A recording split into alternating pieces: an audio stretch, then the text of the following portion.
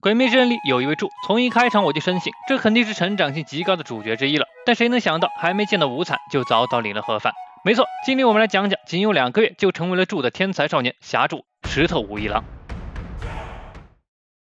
武一郎出生于一个伐木为生的家族，和他一同来到这世上的还有他的双胞胎哥哥石头友一郎。他们的妈妈因为感冒久治不愈，恶化成肺炎，最终没能挺过来。同一时间，父亲也在去给妈妈采摘草药的途中失足掉下悬崖摔死了。父母双双身亡的那个时候，他和哥哥才10岁，从此两人相依为命。父亲因为替母亲采药而去世，令哥哥觉得好人没好报，为别人着想都不会有什么好下场。但武一郎却不这么认为，他觉得应该是好人有好报才对。父亲是为了帮助妈妈。小时候的武一郎大大咧咧，性格开朗，而哥哥严肃刻薄，说话也特别难听，甚至说过武一郎的无是无能的无这种伤人的话。那段时间，哥哥的一言一行压得武一郎喘不过气儿来，觉得哥哥应该是很讨厌自己。后来鬼杀队主公大人的妻子天鹰来访，告诉他们俩，他们的祖上是非常强大的剑士，而且是使用初始呼吸的剑士。当然那个时候他们也听不懂，只是觉得很厉害。可满心欢喜的武一郎还没来得及高兴，哥哥就用粗鄙的话将天鹰大人赶走了。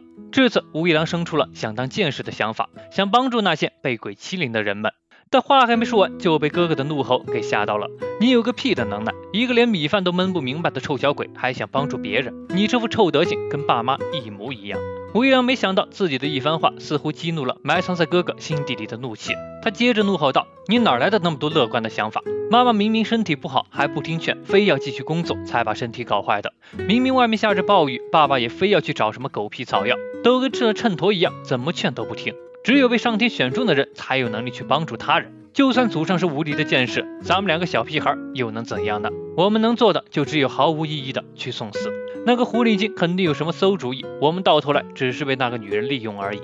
这的话听起来和哥哥平时的絮叨没什么区别，但后来武一郎才明白，哥哥所做的一切都是为了保护他。因为父母的死摆在他面前，现实只能让他先考虑活下来，撑起这个家。其实哥哥所承受的压力才是最大的，但他又不能像武一郎那样，因为他才是哥哥。后来天鹰大人频繁前来，在一次哥哥用水泼了他之后，武一郎终于忍不住和哥哥大吵了一架。那之后2人就很少说话了，直到那年的夏天，因为太热，所以开着门睡觉时，一只鬼闯了进来。那个平时对自己骂骂咧咧的哥哥，第一时间挺身而出，被砍断了手臂。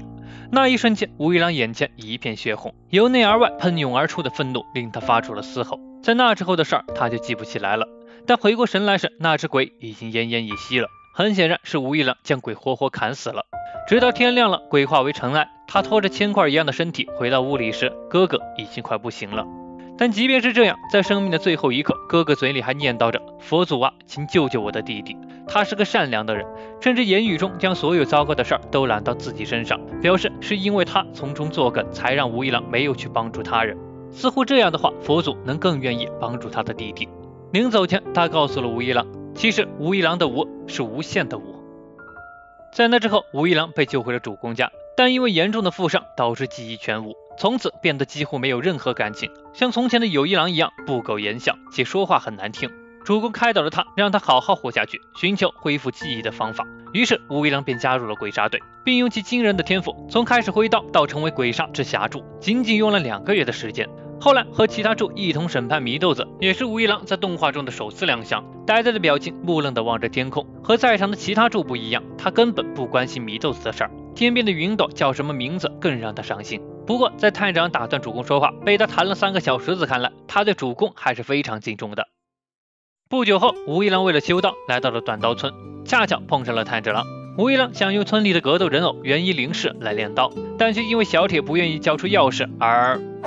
准备动用武力来解决，所以便有了和炭治郎的冲突。实际上武一郎并不是什么凶恶之人，只是不会表达，所以很多时候动手解决问题会更效率一些。所以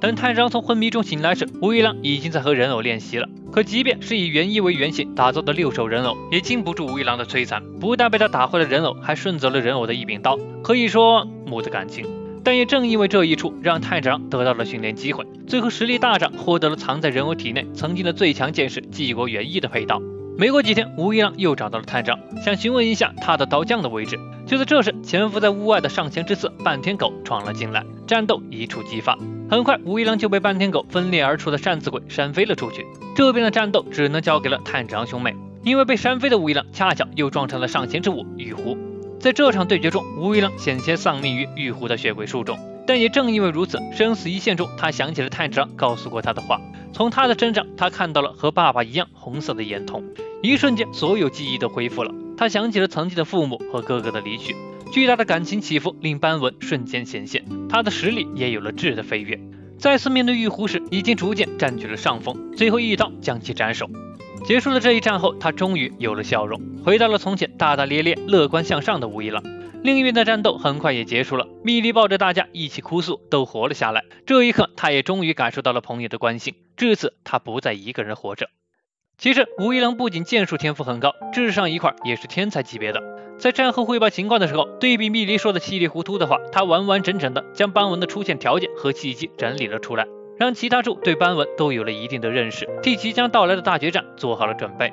岛村事件后，祢豆子克服阳光一事被无惨得知，所有鬼突然销声匿迹，而鬼杀队一边也借此开始了久住集训。吴一郎虽说恢复了记忆，但也没有完全丢掉严肃认真的一面，对于成功通过他考核的成员微笑告别，其他人则冷眼相对。没错，就是这么双标。不久后，主公炸毁敌府，无限成片拉开序幕。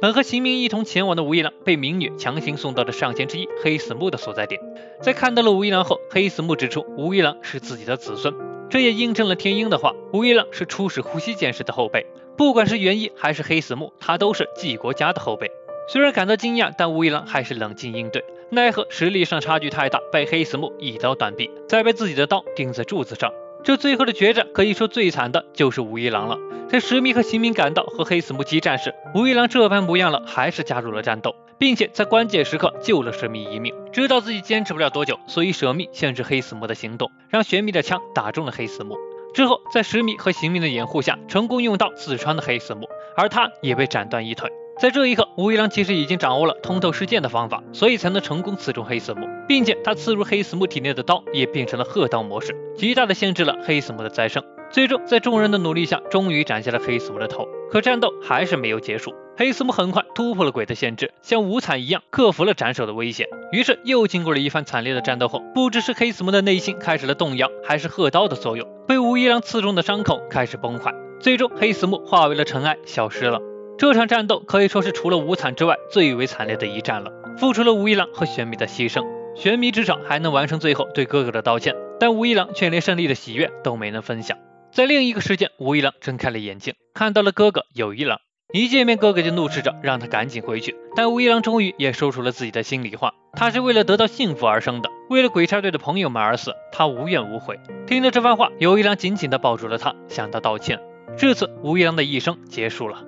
他的一生短暂且悲情，这里我不得不吹赞一波鳄鱼老师塑造人物的功力。整个鬼魅故事里关于吴一郎的篇幅非常短，但最终呈现在观众眼前的是一个鲜活饱满的人物。没看到最后，谁也不会想到这样一个大好前途的天才少年会早早夭折。不过话说回来，就和我也没料到鬼魅会突然完结的这么突然一样，或许鳄鱼老师在安排吴一郎这个角色的时候，就已经注定了他的结局，一个可怜又自强的孩子。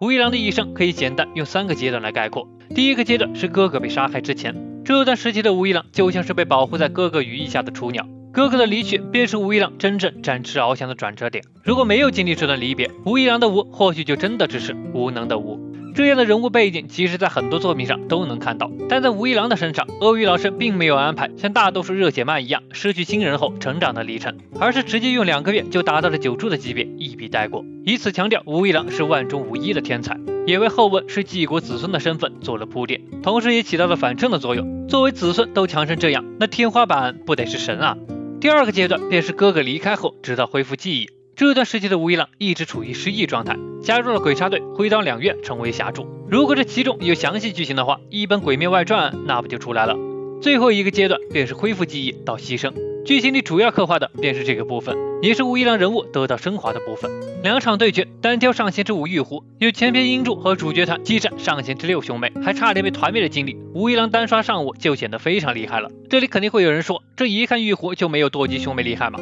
看上去的确是这样的，毕竟上6兄妹只要一个人不死就能复活的这个设定确实很 bug， 但不可否认人家玉壶段位高呀，就像童魔和一窝座一样，硬要说谁更强，其实我还是觉得童魔可能会稍强一些，这里只代表我的个人观点，不同意见可在评论区讨论。回到正题，经过这一战后，吴一郎恢复了记忆，变得不再严肃刻薄，也交到了一些朋友，这也替寇文的牺牲做了铺垫。最后的一战，决战上仙之一自己的祖先，这一战吴一郎的死是很多人的痛点，甚至我在解说这一段的时候都是带着泪花的，因此鳄鱼老师也没少被数落。但其实在纵观吴一郎的一生后，再仔细想想，其实安排这样的牺牲也挺好的。父亲为了帮助母亲而去世，哥哥也会义无反顾地保护他。在他们都离他而去后，鬼杀队的大家既是他的朋友，也可以说是他的家人。为了帮助他们而牺牲，让吴一郎的人生能够圆满地画上句号。